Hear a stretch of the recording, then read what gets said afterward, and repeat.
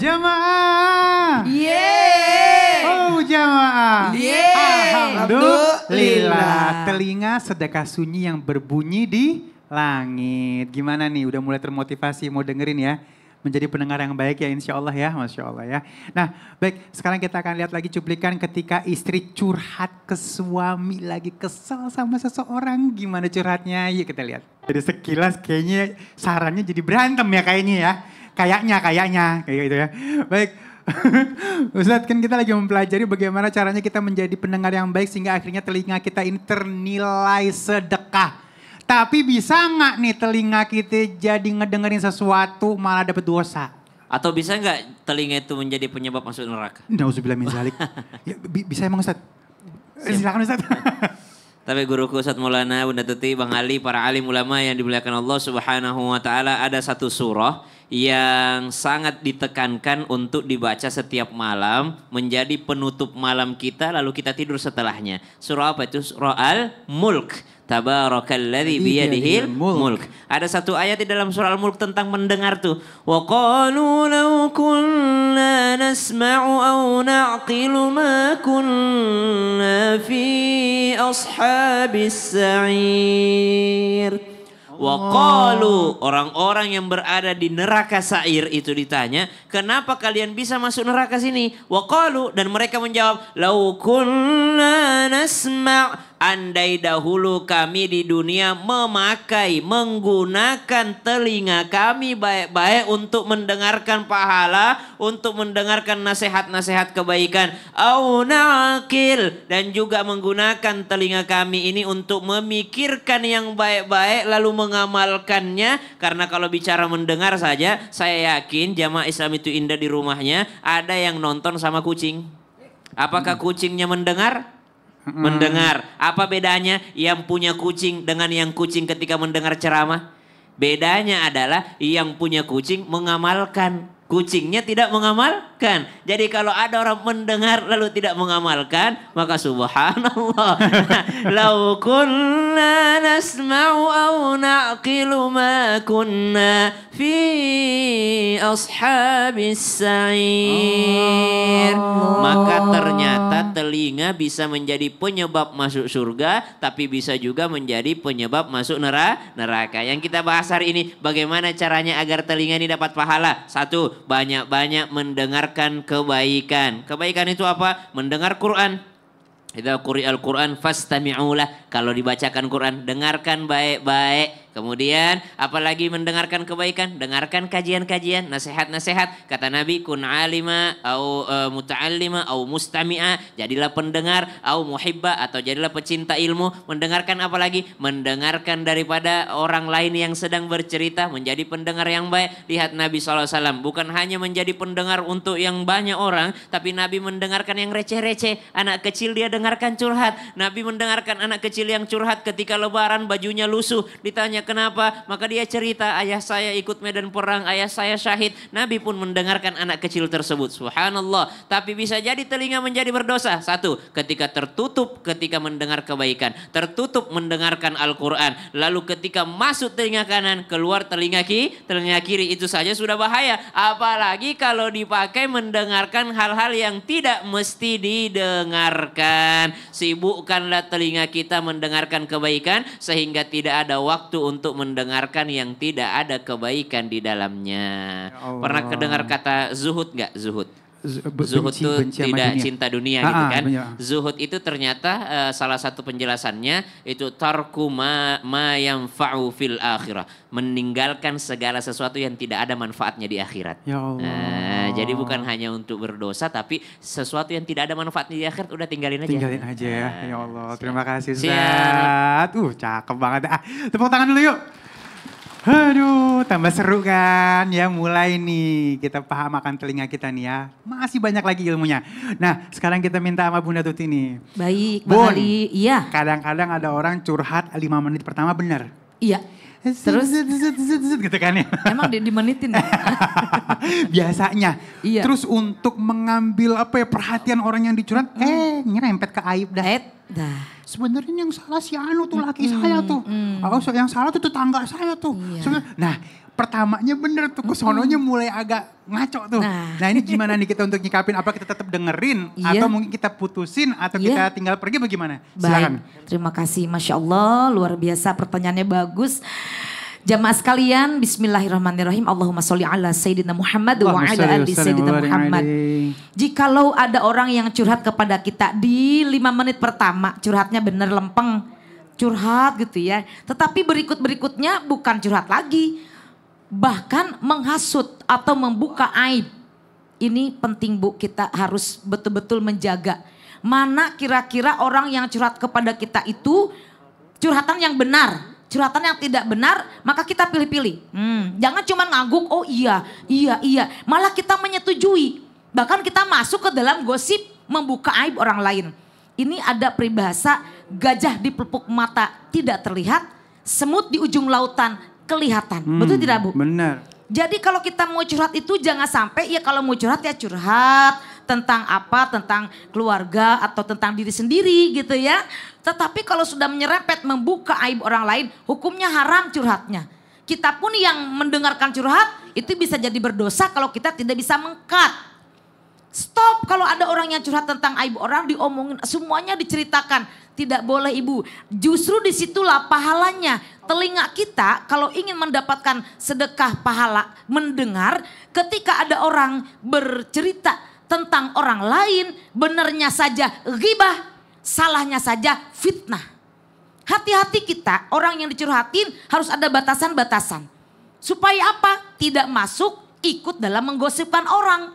Tidak masuk dalam membuka aib orang. Allah sudah tutupin aib orang lain, kita yang membuka. Makanya ketika kita menutupi aib orang lain, Allah pun akan menutupi aib dan kekurangan kita di dunia maupun di akhirat. Maka ibu-ibu kalau misalkan curhat, jangan masuk kepada ranah selain yang kita curhatin.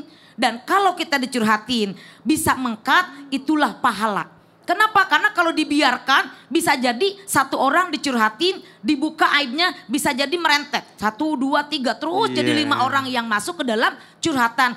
Istilah kata, kalau misalkan kita mau buka aib orang lain, lihat dulu diri kita udah bener apa belum. Betul tidak?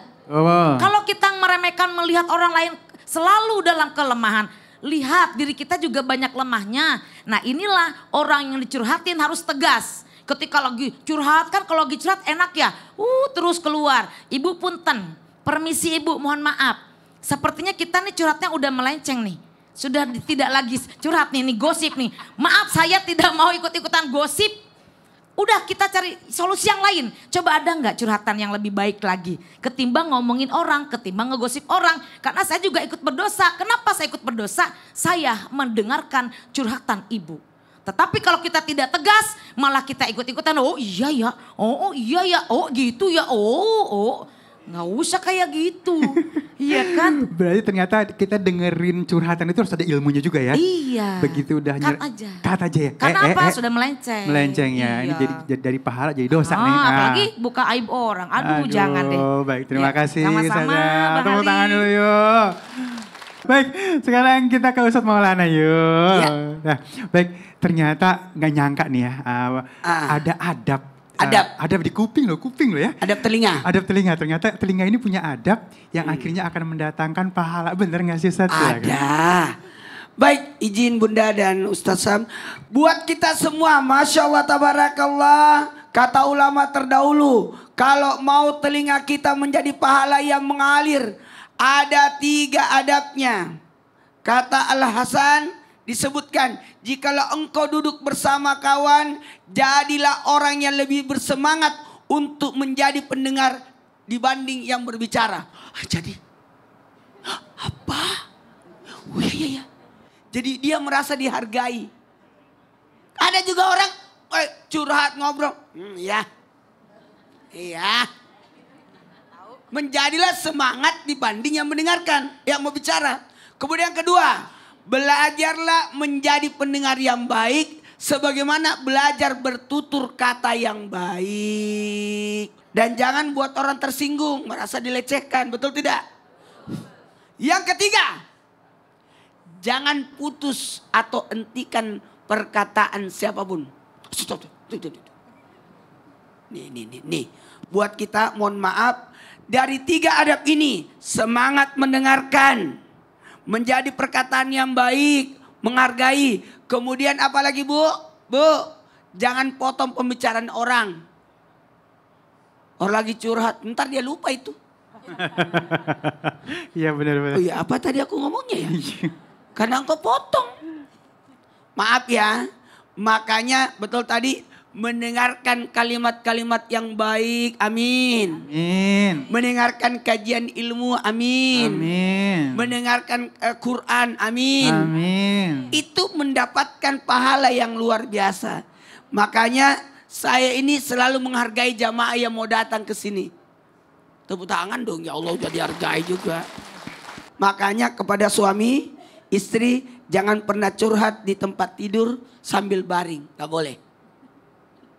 Memicu pertengkaran. Kalau mau sekalian duduk. Duduk berdua sambil ngobrol. Jangan dua-duanya tidur sambil cerita. Jadi ceritanya gini. Jadi aku ada itu tuh kan pas dia lihat tidur suaminya. Sebelahnya ada ngorok. Iya. Sampai mana tadi? Jadi sebaiknya adab kalau suami istri juga harus duduk baik-baik. Iya. Kalau anak biasanya curhat, kita bagusnya Selevel. sama tingginya. Eye level. Sama tingginya. Tinggi, Jadi iya. anak ngobrol, sebaiknya kita turun. Jadi kenapa nak? Jadi iya. dia merasa sama, kontak Iya. matanya enak. Masya Allah, terima kasih Ustaz. Tuh ada adabnya. Masya Allah ya. Wah nambah lagi ilmu kita ya Masya Allah. Masya Allah. Nah baik, sekarang kita masuk ke dalam segmen Tanya dong Ustaz. Kami semua tanya dong Ustaz. Siapa yang mau nanya? Ayo. Wah. Yuk ikut tali yuk ke depan yuk sini yuk. Nah, namanya siapa? Majelis talimnya apa? Tetangga sebelah kanan namanya siapa? Oh enggak ya. Assalamualaikum warahmatullahi wabarakatuh. Waalaikumsalam warahmatullahi wabarakatuh. Salam Bu Bunda, Oh salam Pak boleh. Ustadz. Iya. Saya Waalaikumsalam. Bu Teti dari Nurul Solah Cisarua. Cisarua, Iya. Puncak Bogor. Iya. Tepuk tangan dulu yuk. Iya, mau nanya sama siapa nih? Sama Bunda. Oh, sama Bunda. Ini udah di samping. Udah di samping. Iya. Ya silakan. Gimana, Ibu? Iya. Saya mau curhat ya. Kadang saya Iya. kesel sama orang gitu. Kesel sama dia orang. curhat sama kita, Iya. tapi omongannya itu kayak tinggi gitu, kayak Oh, iya, nyombong iya, ya, iya. nyombong. Iya, terus Curhat tapi pamer. Iya. nah itu cara mengatasinya seperti apa gitu. Baik, Iya, Masya Allah. baik. Itu Terima aja. kasih Ustaz. Assalamualaikum. Ya, sama-sama Masya Allah. Bunda. Assalamualaikum warahmatullahi Waalaikumsalam wabarakatuh. warahmatullahi wabarakatuh. Silakan Bun. Baik, subhanallah, pertanyaannya bagus Ibu. Kalau kita mendengarkan curhat dari orang lain, niatnya curhat. Yang ingin kita dengarkan itu biasanya yang lurus-lurus aja kan ya. Kalau curhat itu biasanya permasalahan yang tidak bisa dapat solusi. Atau teman kita punya masalah tapi tidak bisa diceritakan kepada siapapun kecuali kepada kita, betul? Nah kalau ada teman kita nih curhatnya tiba-tiba ujung-ujungnya nih untuk pamer. Aku mau curhat, apa curhatnya? Aku kan baru beli mobil 3. Iya. Terus besok aku mau beli lagi kapal 1. Tahu nggak saya mah punya uang. Oh curhatin, nih baru beli gelang nih 7 kilo. Itu curhatnya baik apa tidak? Aduh. Kita itu kadang-kadang kan suka miris. Ih ari manehnya kamu Maya punya uang temuni segitu gampangnya. Saya mah curhat, susah dapat uang. Itu sampai ke semuanya diceritakan. Ibu, kalau ketemu model teman kayak gini modelnya nih. Dengernya gini aja nih. Jangan jadi, oh iya ya, aduh meni enak. Ulu bagus. Kalau digituin yang curhatnya semakin terus. Belum lagi ini saya mah punya ini. Tuh sawah saya, tuh baru beli ini. Langsung saja begini. Liatin wajah kita. Kayak wajah tidak mau dengarkan. Bukan apa-apa, jadi liar. Pusing. Setiap ketemu, sini. Naon deui apalagi. Saya baru beli ini, saya baru punya ini. itu yang curhat tidak memandang orang yang dicurhatin. Bagaimana perasaannya? Maka disinilah yang curhat pun harus punya adab. Kalau misalkan kita punya ini, punya itu, gak penting dipamer-pamerin, hidup mah gak dibawa apa-apa, cuma dibungkus kain kafan, betul? Orang-orang kalau seperti itu jangan kita ikutin. Liur. Kenapa jadi tambah pusing dengar curhatan orang ya? Kita mau kasih solusi apa? Kalau hanya pamer-pamer, pertanyaannya kamu punya masalah apa? Orang tuh curhat punya masalah pengen cari solusi, betul? Ini mah cuman mau bilang saya punya ini, boleh itu. Punya anak saya mah ya hebat. Saya mah ini itu. Kita yang belum pernah merasakan seperti dia paling jadi bengong. Jangan bengong begitu. Nanti orangnya tambah pengen lagi, nambah lagi. Gimana ceritanya? Ibu maaf ya saya lagi banyak cucian. Iya benar.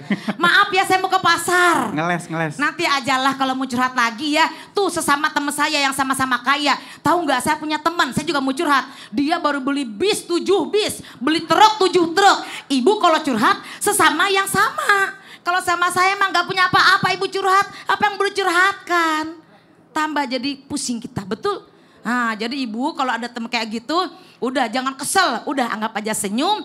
Cari momen ketika ada perkataan yang kita bisa masuk, Bu, permisi curhatnya udah belum? Curhatnya sudah belum? Kalau sudah, saya mau ke pasar ya. Lain kali aja kita curhat lagi, gitu. Ini jadinya gini ya, curhat kan kepanjangan curahan hati. Yeah. Kalau ketemu yang bilang ngancurin hati. Iya, ngancurin hati. Ya tepuk tangan dulu yuk. Tapi ada loh yang begini Masya Allah ya. Mungkin kita ingatkan secara baik-baik, kalau nggak bisa benar kata Bunda tadi kita agak melipir ya mungkin ya. Jadi berkah mudah-mudahan ya. Baik, kita masih bahas lebih jauh lagi telinga sedekah sunyi yang berbunyi di langit. Jamaah-jamaah, alhamdulillah.